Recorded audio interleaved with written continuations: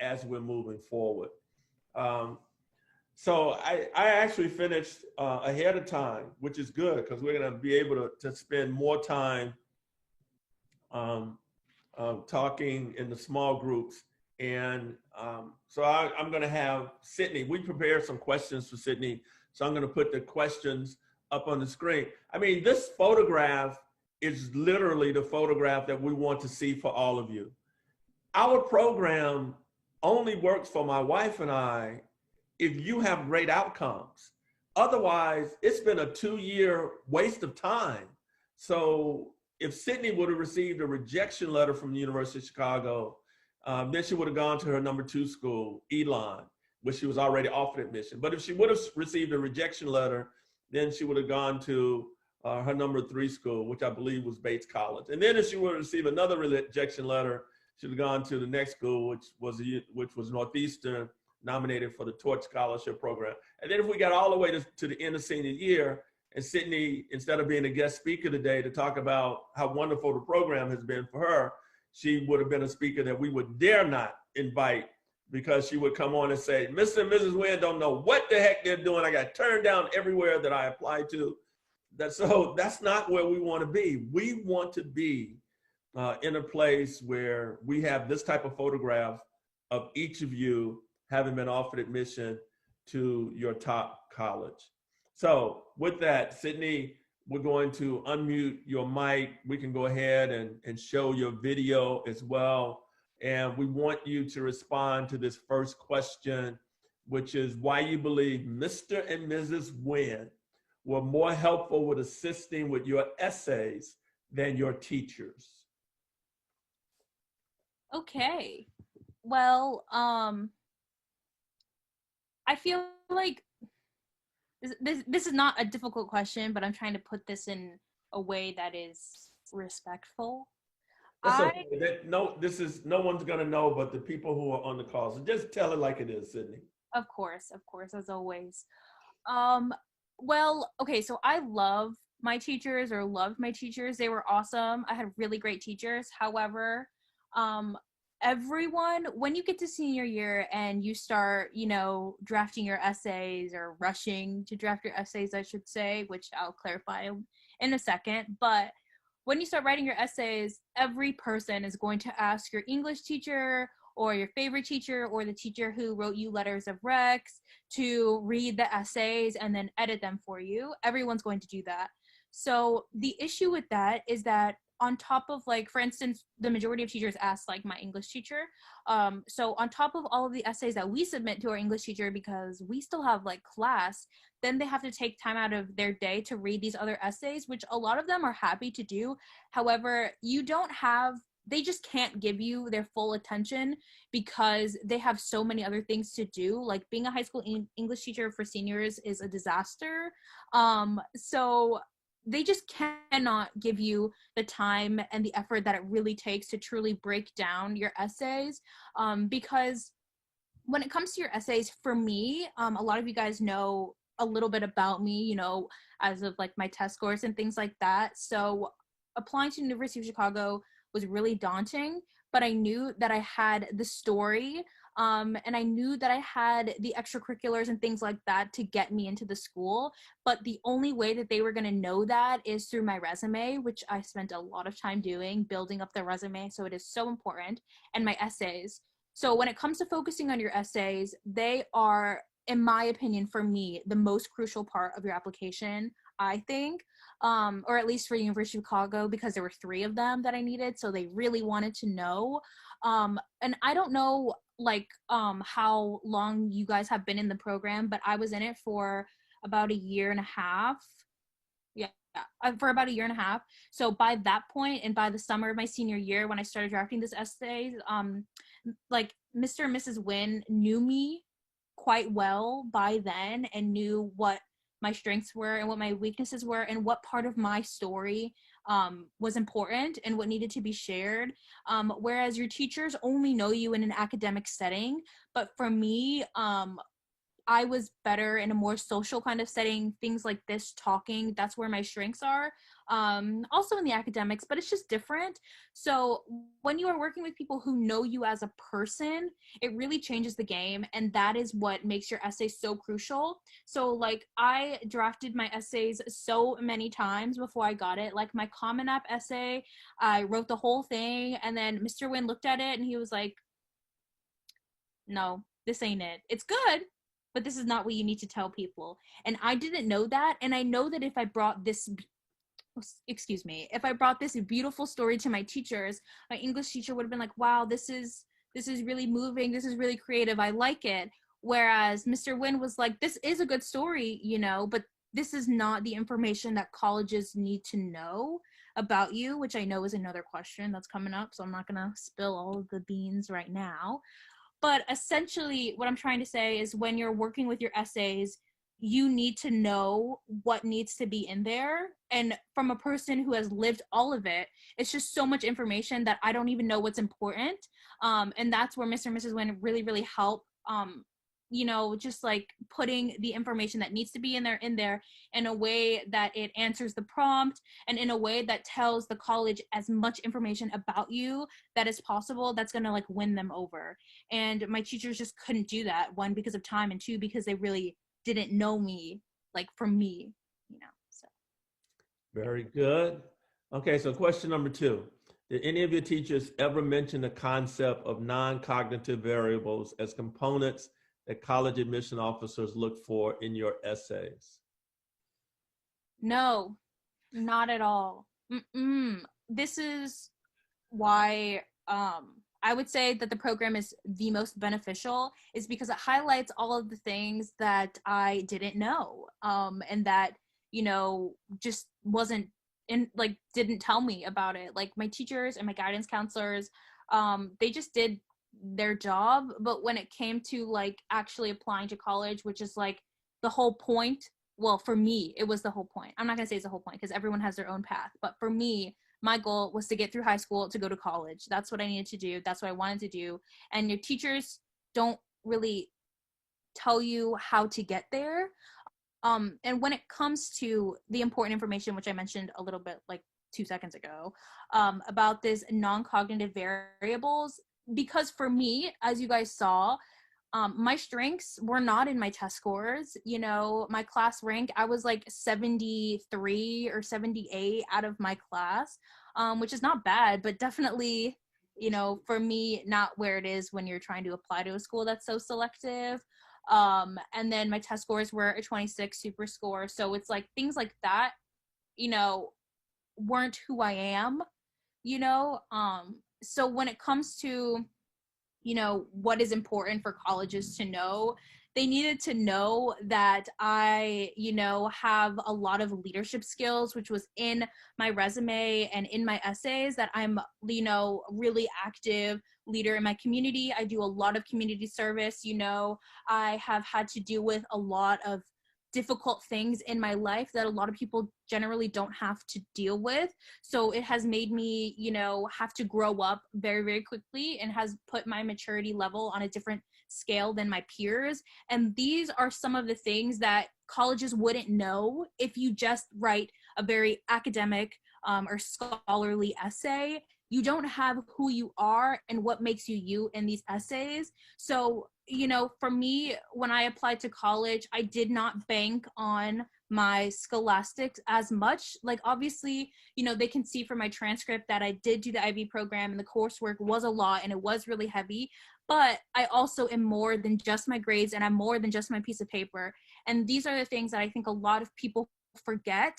And that's what I think hinders certain applicants from applying, is just they don't highlight the things that make them unique. And most of the time, in my opinion, it's not, you know, how well you did on this test, or, you know, what like your class rank is, or things like that. So when it comes to things that are more like emotional maturity and things like that, that are not, you know, I would say quantifiable, such as like a test score or something like that, those are something that, you know, is unique in essays because they're not there very often. So I think that when a college admission officer reads that or can see that in your essays, it really puts you at a different playing field and puts you in this other category of, oh, this person is really, you know, paying attention to what we want and is really trying to show us, you know, who they are and why they are important and why should we accept them. Because at the end of the day, your goal when you're applying is to tell people why you are important. So that's just like what you need to do. And with the information that I was given, and I think with the information that a lot of people are given from their schools, that doesn't really come across so much because there's this stigma of like, you can only get into big colleges if you have the perfect test scores and if you have, you know, the best grades and things like that. But at the end of the day, as you can see from me, you know, that's not always the case. You know, there are so many other factors. So those things are so crucial to get into your essays. So anyway, yeah. Let me make this point for everyone to tie this month and next month together so that you're clear on, so that everyone is clear on where we're going. If you don't do an honest assessment this month, then it's going to hinder us when we work on the My Story essay next month. You have to do an honest assessment so that your My Story essay tells the story that needs to explain the assessment. So let me simplify that a little more. When, and again, I'll use Sydney as an example. When Sydney in her essay tells her story, then her academic achievement becomes even more profound than what it looks like on paper. So whereas when Sydney, not being a straight A student, when she tells her story, the fact that she's in the IB program and doing well in it elevates her to a much higher level in the eyes of admission officers that they would not know if they did not know her story. And so it's important for all of you to be transparent with my wife and I, because if we really don't know your story, we can't help you structure your essays. And if you are guarded and protective of your story, then you are not going to create the type of essays that we need to get you into some of the schools and some of the college scholarships that we're going to want you to apply for, to apply to. And then the final point that I'll make before I go on to the next question with Sydney is that if you haven't even finished your college list, then what Sydney just said doesn't apply to you. When she says, well, you need to write your essay that speaks specifically to the college and to their mission and to what they're looking for. If you haven't finalized your college list, then we don't even know what the mission is or what they're looking for. And then we can just waste so much time going back and forth on essays that are not even relevant to the group of colleges because you have not finalized your college list. So our next question for Sydney is, why is an honest assessment of your body of work so important to choosing your admission cycle and focusing on every detail of your college application? Okay. Well, I feel like it's not even that it is so important. It's just that it's essential. Like it has to be done because it just, to me, it like, okay, let me take a step back. I applied early decision to the University of Chicago because I knew that where I was at that time, no matter what, like I knew that I was going to apply early decision in January of that year. And if you don't, that's okay. Just, you know, work for it, get it going a little bit.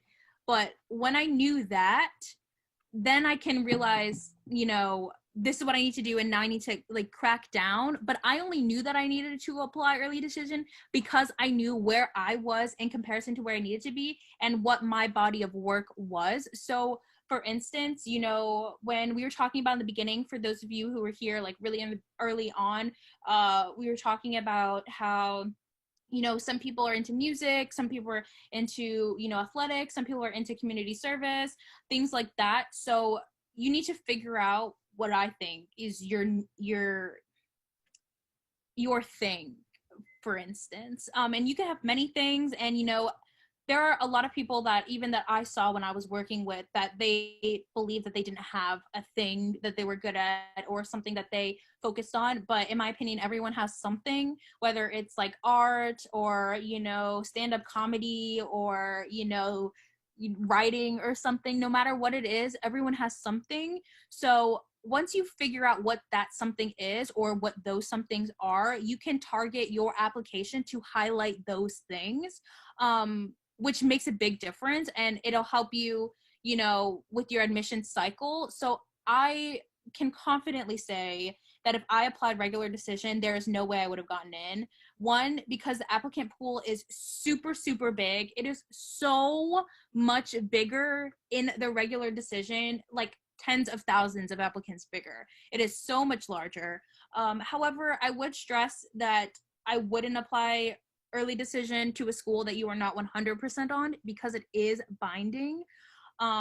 So I knew that I had to apply early decision because I also think that depending on the school, so University of Chicago is technically a liberal arts school. They go by a very holistic application and they have a lot of like elements to their, you know, school or academics, I should say.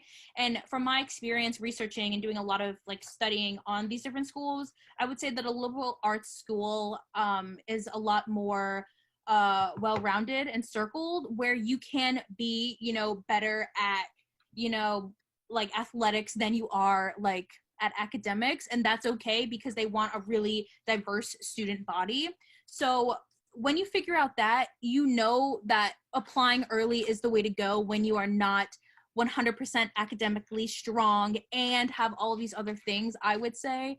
I hope this is like coming off at the right way and not trying to sound too aggressive, but if you have an area of your application that is a little bit weaker than something else, definitely apply early, I would say. So I applied early to every single thing that I could. Obviously not early decision because that's only one school because it is binding, but I applied early decision to UChicago, and then I applied early action to all of the other schools that I could or that were on my list, because one, it shows that like, hey, I understand that, you know, there's, you know, I'm unique, I should say, but I really want to go to your school. So can you look at the other things other than, you know, what I look like on paper and, you know, spend more time on my essays and things like that. Oh, and that's another thing that I want to point out is that what I learned by going through the summer program through the admissions process is that when you apply early, they spend more time on your application than they would if you applied regular decision, because there are less applicants. So, and you have less to compare to.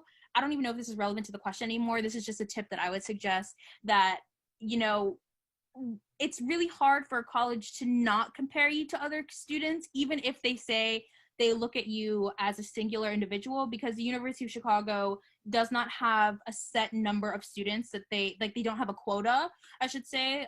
So they can accept as many as they want, even though it's always around 2,100 for their incoming class. They can accept as many as they want. So even though they say they don't compare students, they definitely do, because they have to, because they can't just accept everyone.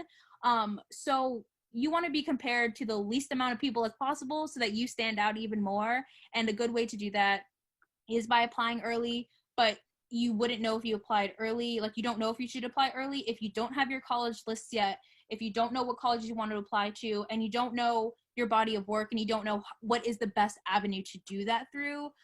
So basically what I'm trying to say is that you need to figure out what your strengths are, what your weaknesses are, what you're good at, what, you know, colleges need to see. And you need to figure out what Mr. Wynn said, what your colleges are. Please have a really good list and then figure out, you know, what's the best time to do it.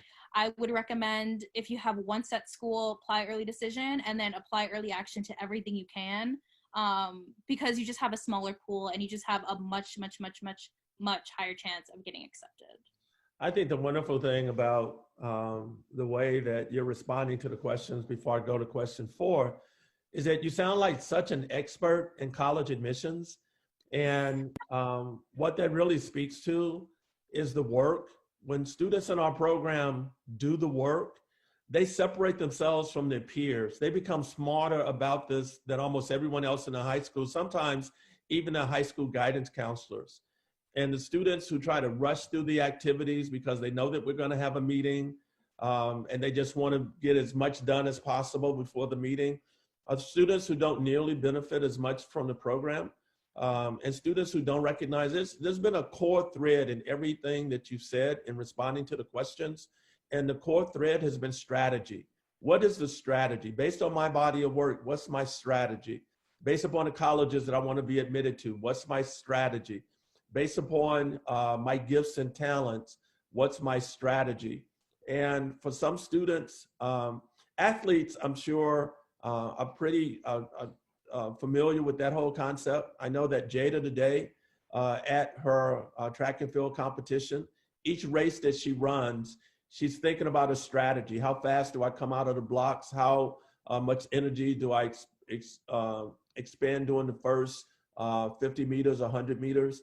And what we need for all of our students to begin to do is to embrace that part of our program rather than going through it as mindless zombies, just doing the work, not understanding why, then asking me questions about with answers that they should already know if they had done the work. They should be where Sydney is now. You should come through our program as an expert. And you should be able to tell the students who are coming behind you why you are where you are and how you got to where you are. So within that context, for Sydney, the question is, while you were admitted to the University of Chicago, how did Elon, Bates, and Northeastern figure into your backup plan? Yeah, so before I actually tackle the question, I would like to just comment on something that is just so funny to me, because I remember starting this program and how little information I had or I knew about this process and, you know, the college process, I should say. And now looking back on it, and Mr. Wynn saying that I'm an expert, I just think that's so funny because I knew nothing. I didn't know anything about the college process. So wow, yeah, definitely. I do feel like pretty confident in what I'm saying just because I experienced it. And I went and I took classes on the college process, you know, during my summer program. So I do feel relatively confident to talk about it. I just think it's so funny because I knew nothing when I started. So yeah, that's definitely a plus. Anyway, getting back to the question.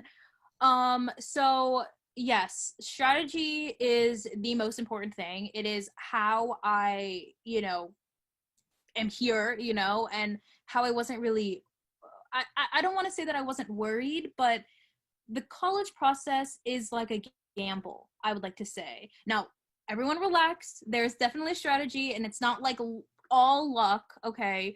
But to an extent, there is a lot of just doing as much as you can do and just hoping and praying for the best. And obviously, that's all you can do. Because just because you're qualified, just because you mark every box, doesn't mean, you know, you're guaranteed a spot, because that's just not how it works. So even though I had a really good, I wouldn't even say a good chance of getting into University of Chicago, because the numbers are the numbers and they didn't really look like they were in my favor. However, I checked all the boxes that I could check, if that makes sense. So I did all of my studying and things like that beforehand. So I knew the process. I knew where I fit into their statistics, I would say. I knew that I would be in a different group than a lot of applicants because I was first generation, because I come from a low income like family, because I have like all these other things. It was different, but it was definitely a gamble, I would say. Still, it was, you know, anything is possible, but I knew that I did everything that I could.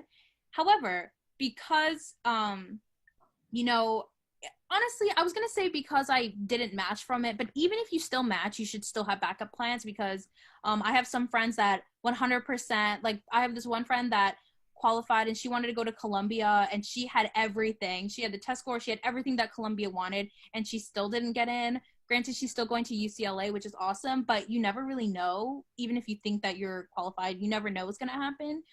So with that being said, I had you know, as it says, Elon, Bates, and Northeastern all as good backup plans. And a backup plan has to be realistic. It has to be okay. You know, University of Chicago was definitely a reach school for me. Even if I was qualified and things like that, it's definitely a reach because of the numbers. Whereas Elon, Bates, and even Northeastern is really, really hard. But I qualified for a specific scholarship, which I'll talk about. But that's what it was. So I would say for a backup plan, it has to be more attainable schools. Otherwise, it's not really an accurate backup plan. Like Harvard cannot be a backup plan. I'm sorry. Yale cannot be a backup plan. That's not the objective. So for me, these schools, I fit into a better bracket or a more accurate bracket. Whereas like Elon, the average test scores, I'm not really sure, but I think they're within like the mid 20s or mid to high 20 range for their average test scores, maybe the low 30s, I don't know. But I know that it was definitely more attainable for me. So with that being said, they also have like the Odyssey Scholars, which U Chicago also has, but it's different, but same name, confusing. Anyway, they also have like the Odyssey Scholars program, which is low income, and I also believe they have first generation. So I would be able to apply for those.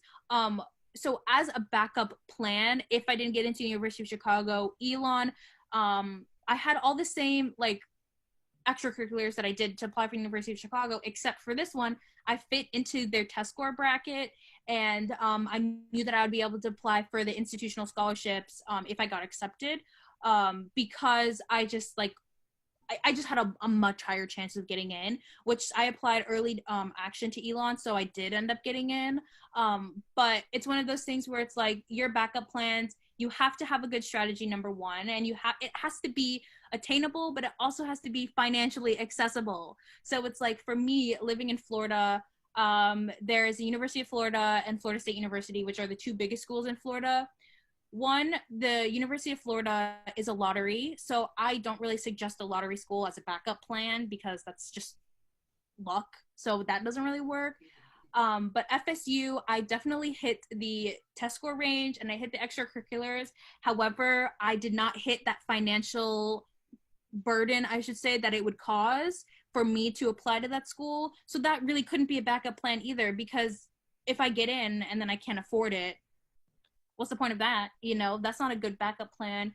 Whereas Elon, if I got in, which I had a much higher chance of getting into that, I had a good like institutional scholarships that I'd be able to apply for, and I would almost I would say that I would have gotten a full scholarship, but I can't really say that because I didn't apply. But with all their scholarships, I probably would have.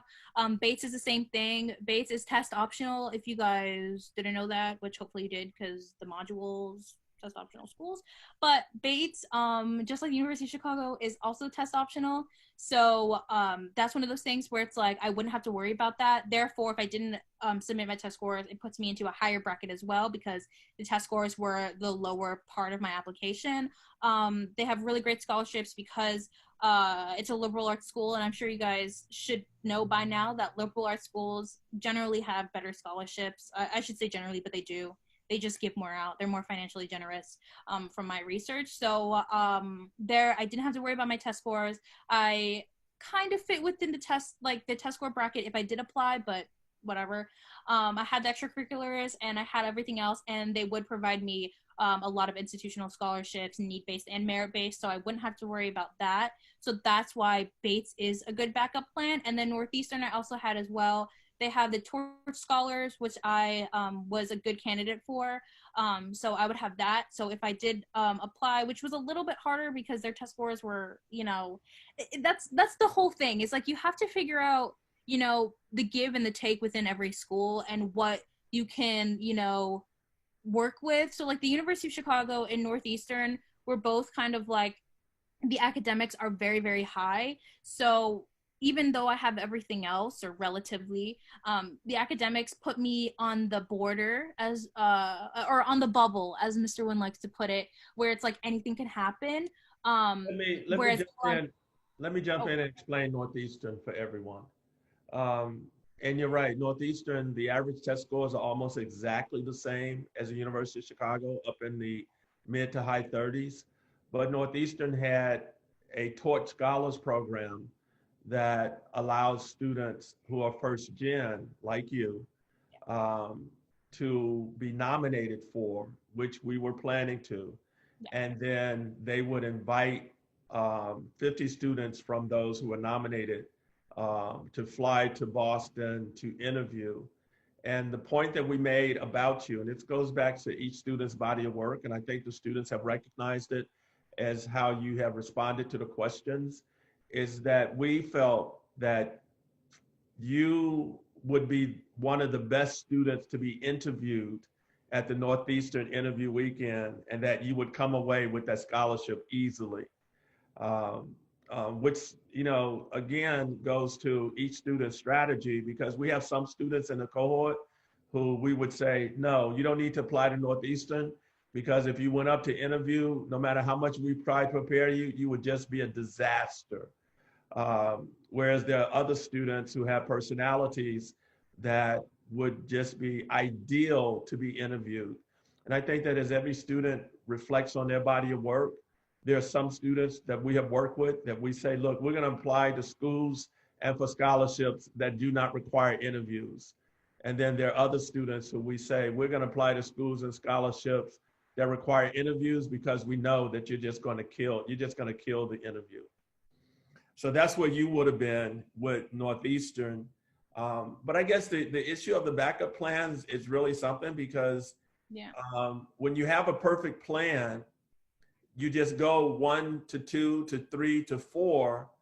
But in your situation, since 1 worked, you didn't need to go to 2 to 3 to 4. Oh, yeah. Yeah. But I didn't know that, so I had to prepare for everything. But yeah, so hopefully I'm not interrupting, but I definitely want to add on to that a little bit, of how important having a really good college list is, because, I had, I think, 13 to 15 schools on my list, but since I applied to almost all of them early, and since I applied to University of Chicago early decision, I applied to about 8 schools, like early, so November, and November, I don't know. They were just very, very early. By the time regular decision came around in January, I already knew. I applied to University of Chicago November 1st, and I found out on December 18th. So by then, I already knew that I got in, and that, well, I kind of had to go, but it's not like it was a hard decision if I got in. But it's one of those things where it's like, if you have a really good college list, the backup plans are there. But, if you have the strategy, if you have a good college list, I don't want to say that you wouldn't need them, but for me, I didn't need them. But it's because, even by the time I found out from the University of Chicago, which was my last school that I got into, I had already gotten into all of my other schools that I applied to. A lot of them were state schools. They weren't but I'm not saying that state schools are bad. I'm just saying that they were just easy applications through the Common App, so it was fast. But I already had so many other schools that I didn't even need to worry about applying to more schools in January and even into February, because I had already, I had Elon and I had University of Chicago, which were the 2 best options for me, and they were my top 2 choices, just based off of everything as a whole. So even by then, I already had the schools that I wanted to apply to. So even the backup plans that I had, I didn't really need to use them because of my college list, and it was just the best one for me and the most beneficial. So, yeah. Thank you very much, Sydney. I think that you've answered, at least you've provided the context for us to move into our rooms. Because what we want to do is, as each student reflects on the June activities in terms of their self-assessment, we want you now to have these conversations about your resume, your email signature, and your branding. And we need you to participate and to ask questions.